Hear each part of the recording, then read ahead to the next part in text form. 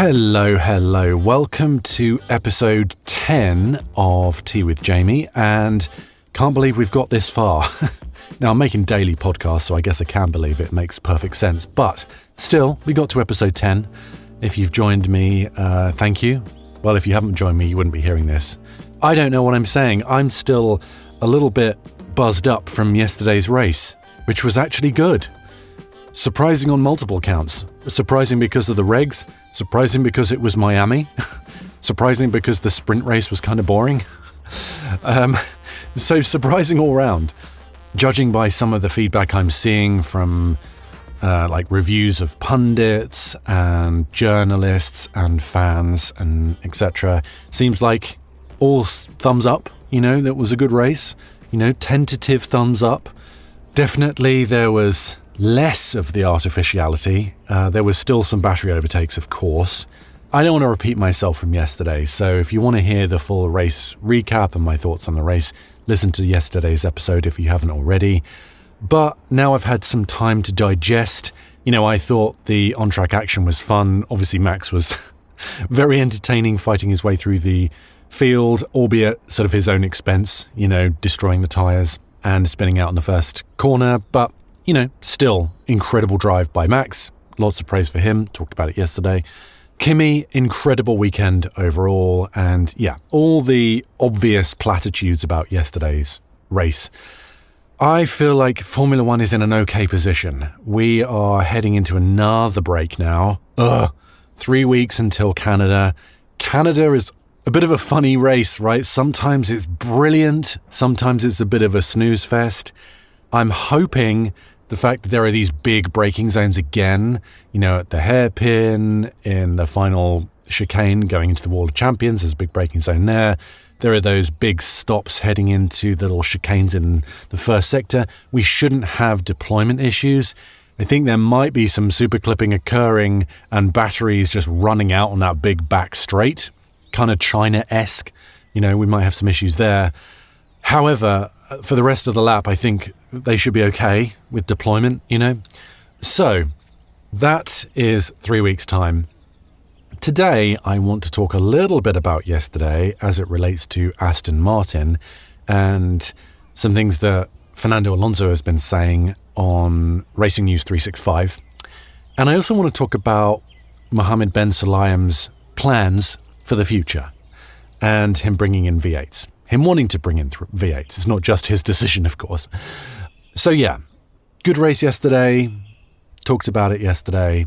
Let's move on to something slightly different. All right, so let's talk about Fernando Alonso and Aston Martin. Now, there was some consternation that Aston Martin didn't bring any performance updates to Miami after this huge, great long break. Now, to me, wasn't that surprising because they had zero performance. So what are you updating? There is no performance to update. They couldn't get both cars to the end of the race. If you're bleeding, you're not worrying about, does my hair look good? What am I wearing? You need to fix the bleeding first, right? They had to get both cars to the end of the race without shaking the car to bits and permanently damaging their drivers. And according to this article, which is, let me throw a bit of love that way, it is an article by Nick Golding in Racing News 365, and it's called Fernando Alonso Outlines Fresh Aston Martin Problem as Vibrations Improve. So they seem to have fixed those fundamental issues of the vibration causing all of these nightmarish problems for everyone involved. At least brought them down to an acceptable level. The car doesn't shake itself to pieces. The drivers can, survive the race without permanent nerve damage. Obviously, that's seems like an incredibly low bar to cross, and they have managed it. Good job, Aston Martin. Now, they have to worry about performance. And interestingly, Fernando Alonso highlights in this article that he thinks the biggest issue is the gearbox. Now, that ain't great news because these gearboxes are incredibly intricate, complicated pieces of engineering. You don't change those particularly easily or quickly. And we have 3 weeks, but is that enough to fundamentally fix any gearbox issues? Now, is it the gearbox itself?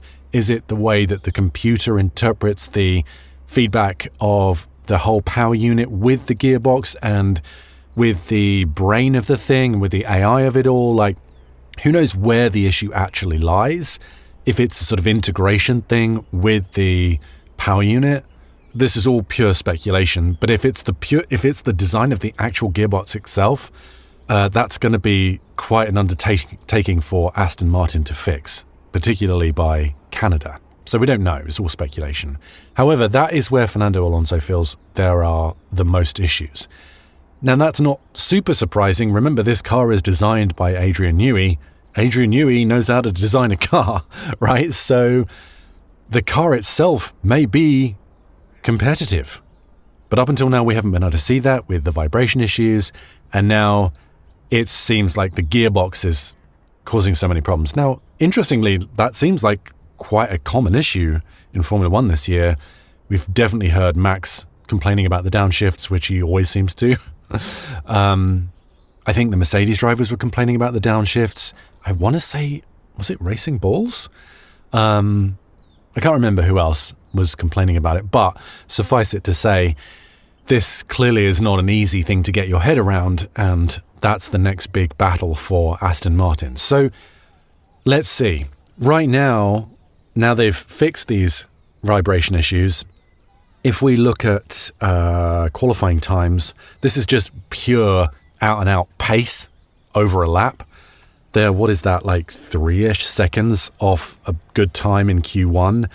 And it might even be worse than that, because it's not like the benchmark of Kimi in Q1 was like really pushing in Q1. So they got some work to do. They're a second-ish off their direct competition in the Racing Bulls, Arvid Lindblad. He had a terrible weekend. He was not on it, so again, might even be worse because he was not particularly fast. Couple of seconds or a second and a half, second 3/4 off the Williams. So yeah, they're pace-wise, they're not quite there. They're a bit ahead of Cadillac, but you would absolutely expect that, being half a second ahead of them in qualifying. Race pace, Fernando finished ahead of both Cadillacs, obviously Lance, and then obviously all the other cars that DNF'd. So, down one lap. That's not too bad. Could have been worse. So yeah, they've got some work to do.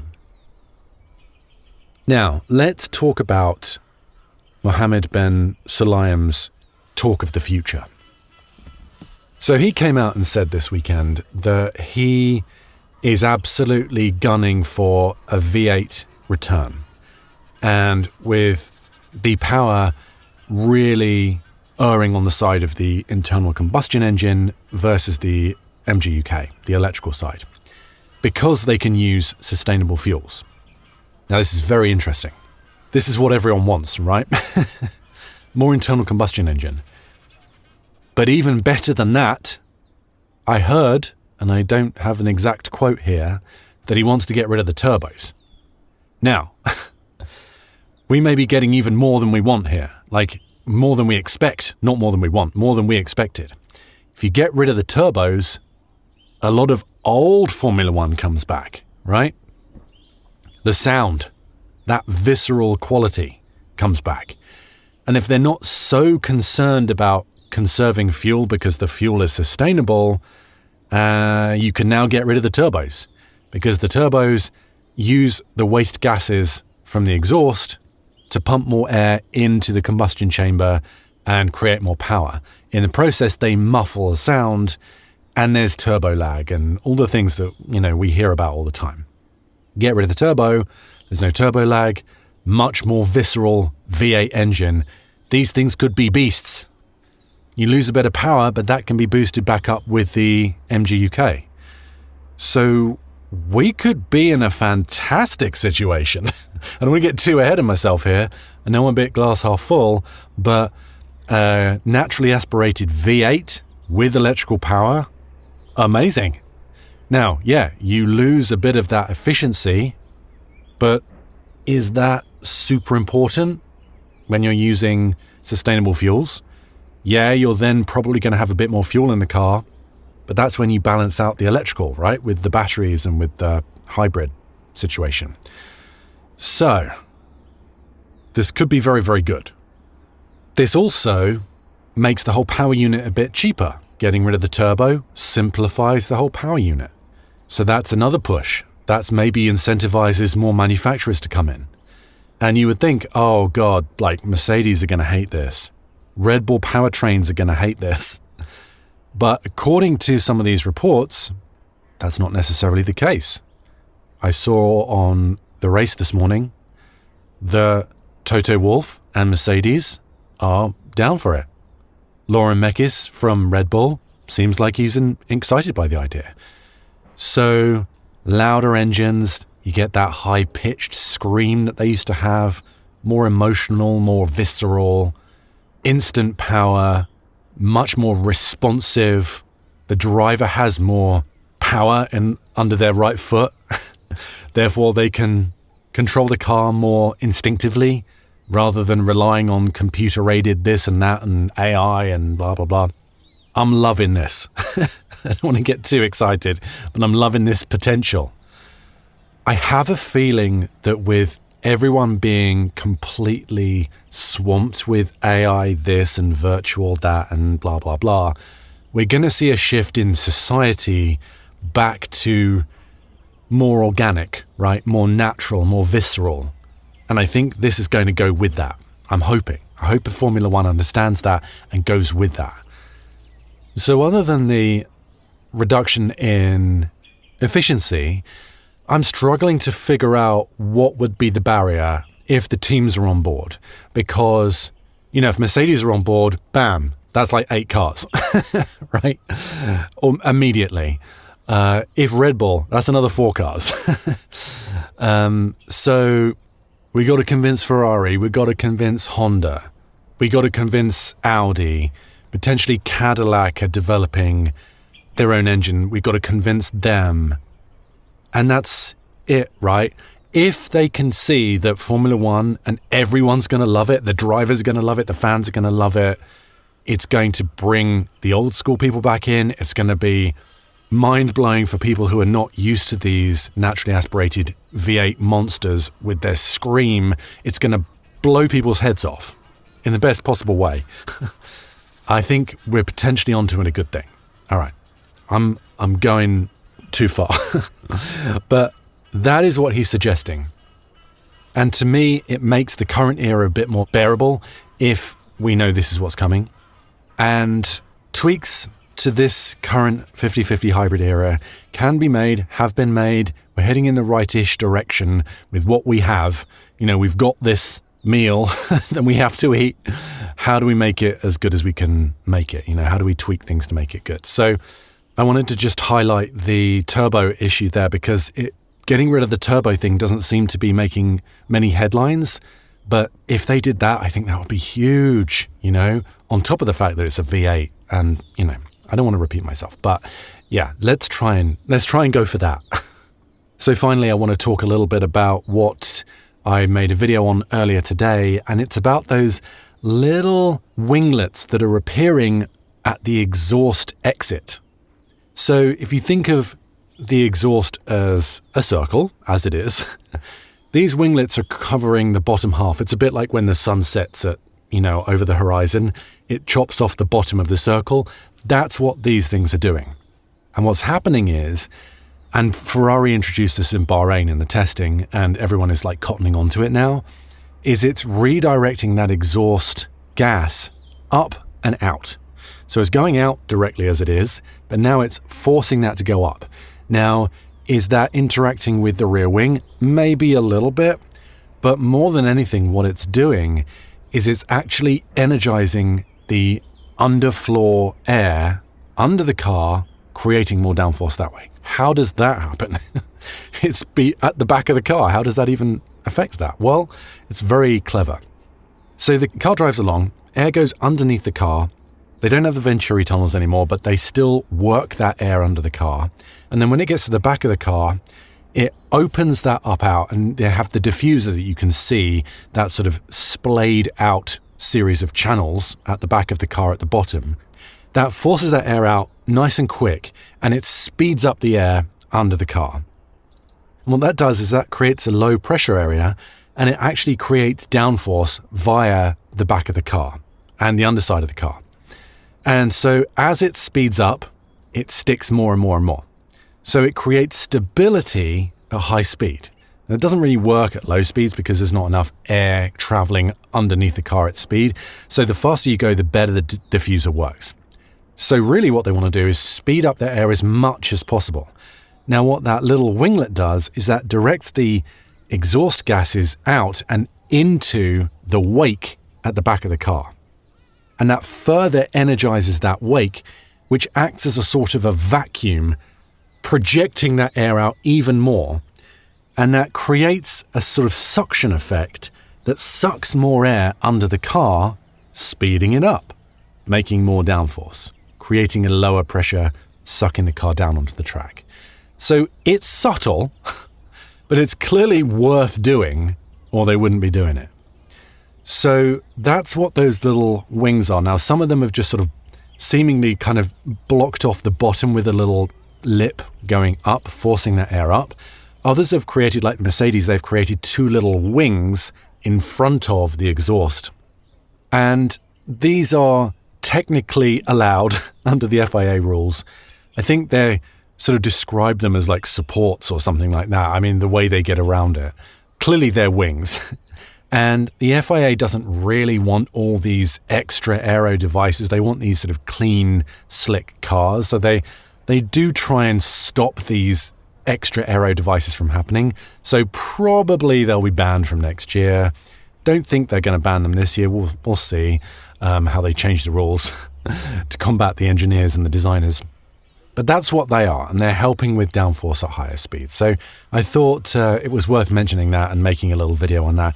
If you're interested in seeing me talk about this, you can go on my TikTok, it's Jamie Muffet, 2 F's, 2 T's, or my Instagram, F1_Jamie, and I'm on YouTube and blah, blah, blah. So yeah, that's that.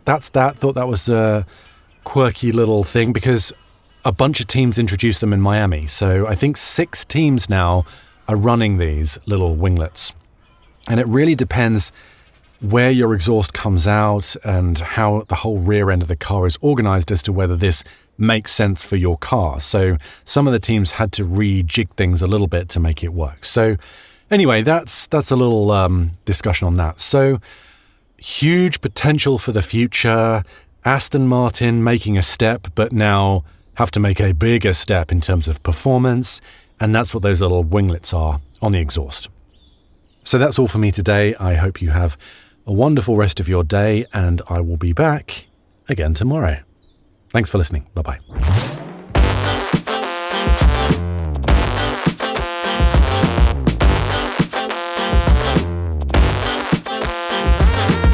I've been your host, Jamie Muffet. You can find me on social media for more of this rambling nonsense under my name or F1_Jamie.